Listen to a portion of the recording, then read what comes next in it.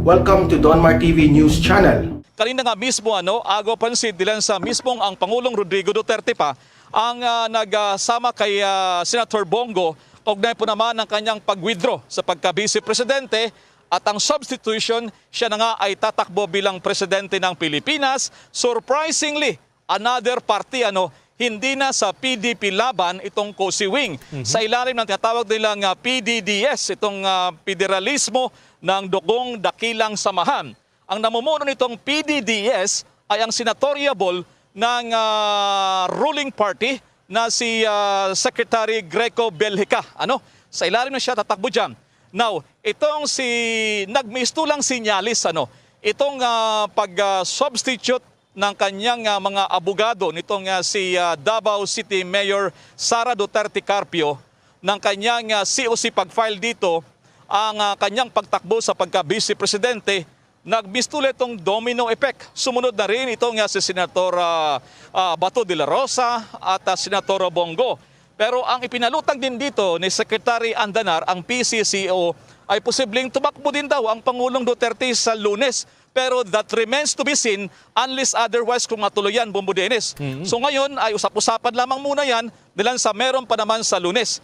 Kanina, Bombo Dennis, itong si Senator Bongo nagpaliwanag sa kanyang pagtakbo. Sorpresa din ito, sapagkat nung nakalipas na linggo, siya ay halos maiyak sa pag-aatras niya balakin sa pagka-vice presidente.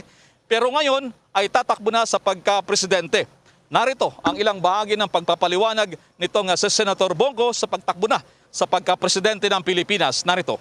Kapwa ko Pilipino. Mahal ko si Pangulong Duterte. Ayaw kong masaktan ang ating mahal na Pangulo.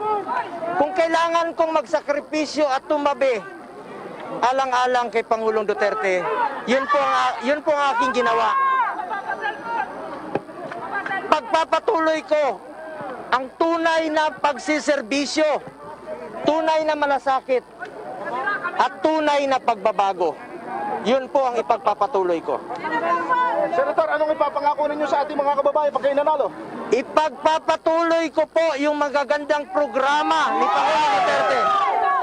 Lahat ng magagandang programa, ipagpapatuloy ko at dadagdagan ko pa po. Dadagdagan ko po. Sir, why a sudden change of plan? Bakit biglang presidente po? Ma'am, mahal ko si Pangulong Duterte. Ayaw kong merong masaktan at sumama ang loob. Ako po, kung kailangan po umiwas ako po'y umiwas. Alang-alang na lang po kay Pangulong Duterte at sa mga sambayan ng Pilipino. Mahal ko ang aking kapwa Pilipino. Gusto ko pong magserbisyo sa kanila. At pangako ko sa inyo, walang isang oras, walang minuto na masasayang.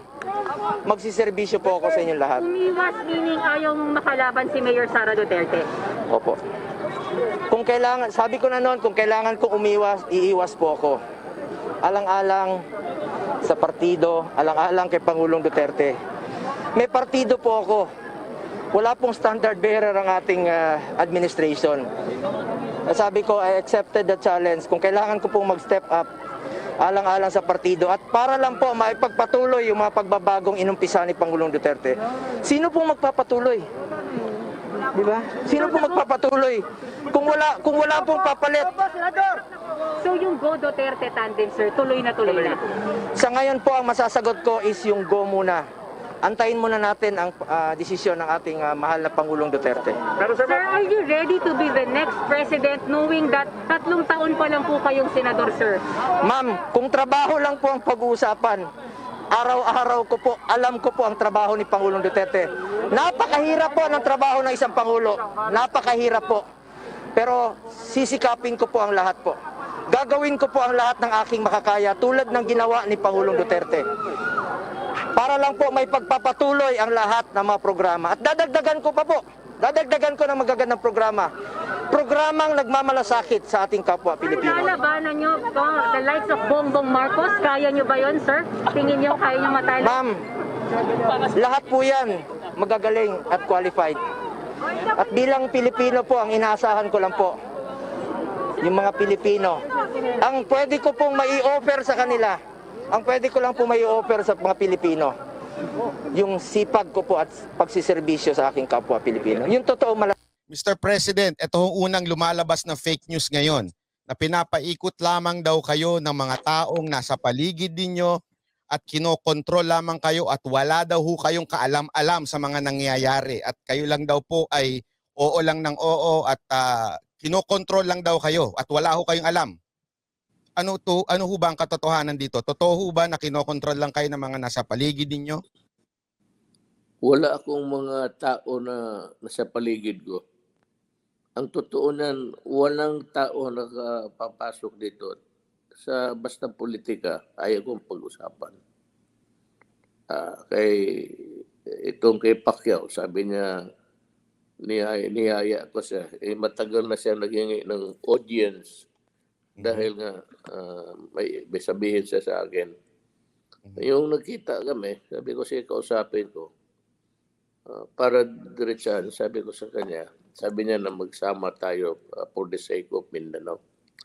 Sabi ko, I'm sorry, I cannot support you. Hindi yung pinatawag ko siya. Bakit ko siya patawag tapos bitawan ko siya na paglabas niya sa opisina ko? Wala siyang madalang salita na maganda. Kundi na hindi talaga ako magsuporta sa kanya. Hindi rin ako magsuporta kay Marcos. Wala ako. Basta ako kay Bong. Niloko nila. Makita mo naman ang nangyari, ang takbo ng panahon. Wala naman kaming sinabi o si Bong o ako. Basta sabi niya, tatakbo siya. Matagal na. File na nga kampanya na. Pero yung sabi na pinaikot ako, tignan natin na sabi ko, maghingi lang ako ng ilang oras lang. Malaman na nila kung sinong umikot. Hindi ako nagpapaikot. Alam mo, Baron, hindi ako maging presidente ng Pilipinas. Pinaikot lang ako ng tao. Hindi ako loko-loko. Tignan mo lang, sabi ko, naghingi lang ako ng oras. Ilang oras lang, magkaalaman. So yung nagpapakalat po ng isang vlogger ng fake news na dinidiktahan lang daw ho kayo ni Senator Go. Ano ho masasabi niyo ho doon? Kawawa ko naman kung didiktahan lang ako ng isang kasama ko na dito sa trabaho. Dinidiktahan, ako ang magdikta sa kanya. Hindi ako nagpapadikta. At ako siguro ang nagsasabi sa kanya kung ano ang gawin mo. What's next, ika nga. Nagbibigay ako ng guidance sa kanya. Ganun. Kaya sabi niya, tatakbo si Inday, pag-withdraw na lang siya, ayaw na niya. Sabi ko, bakit gano'n? Nag-umpisa ka na. Dito, makbo ka na lang ng presidente. Gano'n lang pala ang gagawin sa iyo. O di, kasahan na. So kayo po talaga mismo ang nagsabing tumakbo kang presidente kay Senator Go. Tama po. So kayo po talaga. Umiiyak si Bong. Opo. Sabi ko, huwag kang umiyak. Sabi ko, bakit ka iyak? Mayroon bukas ang presidente. Tumakbo ka. Bakit ka iyak dyan sa dahil lang anak ko sumingit bigla? Hindi naman, wala kami nilaro. Minsan, anong sinabi? Wala kaming sinabi. Basta gusto lang nila, sabi na ginagamit ako. But that is their opinion. And I respect it. Pero sabi ko nga, I'm just asking for a few more hours. At masasabi ko na kung ano ang talagang totoo. Sa kampanya, sabihin ko kung bakit hindi ako pwedeng magsuporta kay Marcos. Ganon rin kay Pacquiao at sa iba. So talagang hindi nyo po susuportahan si Marcos at ang susuportahan nyo po ay si Senator Go. Malinaw po yun. Tama. Tama, Senator Go. Ni minsan wala kayong narinig na mag-Marcos ako. Wala. Wala kayong narinig. Kaya okay maniwala niya nagpapagamit.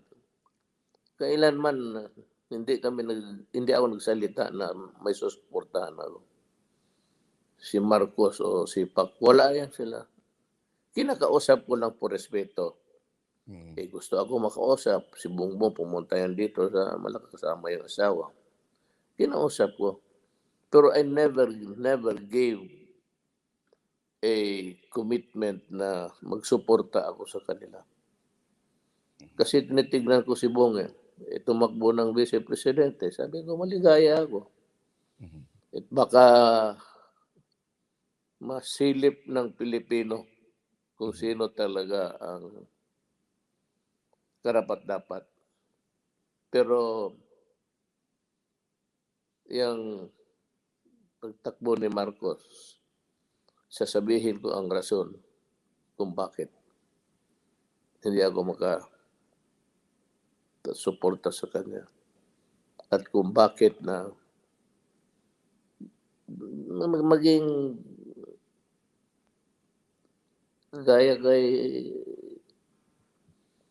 yung Lenny, yung mga pro diyan nga ako takot mga pro communist yan They are yung akin naman pagka-presidente ko, sinabi ko sa military na huwag mo muna ninyo akong pakialaman kasi ginagawa ko yung trabaho ko para magkaroon tayo ng mapayapang Pilipinas na hindi na mamatay yung sundalo ko. At baka pala madala natin sa usapan na maganda. Kalabas-labasan yan. Gusto talaga ng mga komunista na parang kasama na sila sa gobyerno. Sabi ko, mahirap yan. Yung koalisyon na kayo ang sa gobyerno, pati hindi ang papayag yan. Walang, ewan ko lang, ilang lukulukong abogado na papayag ng ganong klaseng koalisyon na sa kalaban. At marami na silang napatay at pumapatay pa hanggang ngayon. So bakit ako makipag-usap? Ganon rin kay si Season. Parang coalition government na mahirap yan. Alam mo, pagka gano'n, papatayin ako ng military bago ipag-ibenta yung Pilipinas sa kanila. Ang magpatay sa akin ang military. Sigurado yan. Kung ibenta mo yung Pilipinas sa komunista. Delikado yan. Mr. President, ang ganda ho ng naiwan ninyong legasiya, di ba? Diniscuss nyo lang ho ng mga ilang araw yung mga magaganda nyong proyekto.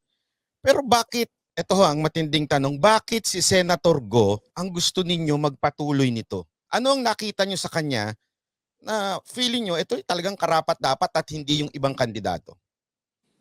Wala itong ginawang hambog na kwento na kaya niya. Pero alam ko, sa taon na nagserbisyo siya sa akin, alam ko, isang is talagang honest. Wala ka talagang makita sa masili. Ay yung mga paratrat drilon pati puro kalukuhan. Sabi ko nga, kung gusto kong magkaroon ng pera sa korupsyon, nag-umpisa ako, 1988, nandiyan na ako sa gobyerno, mayor, tapos congressman, tapos naging vice mayor ako sa anak ko, si Inday. Bakit ngayon lang ako mag-umpisa ng papaalis na ako?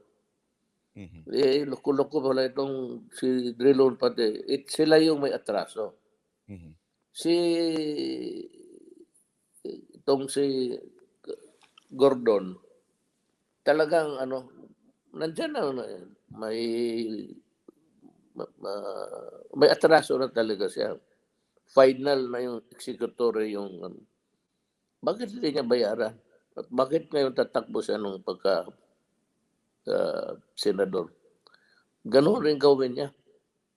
Kung hindi nadala yung tao, kung ganito pa rin ang Pilipinas, dahil yan sa in love kayo sa tao na walang ginawa o hindi mangurakot. Pera ng gobyerno. 86 million. Hanggang ngayon hindi niya binayaran. That is sa disallowance. Kumbaga sa kuwa, yan ang tawag nila. Pero pag disallowance, hindi mo nabayaran, it becomes a crime of malversation. Yan ang hindi alam ng tao. Pero sige pa rin sila kay Gordon. Ay sabi ko, di sige. Yun ang gusto ninyo. Yun ang magnakaw. Kunwari lang malinis. Kita mo naman sa postura, parang talagang malinis na walang kasalanan. At may kung marunong maglusot, talagang lulusot yan. Pero ako sabi ko, itong gobyerno, itong mga taong Pilipinas, kung ganun pa rin ang gusto ninyo, bahala kayo. At kung magnakaw uli yan, bahala kayo. At ako naman, kung totoo yan, kalkalin ninyo buong record ng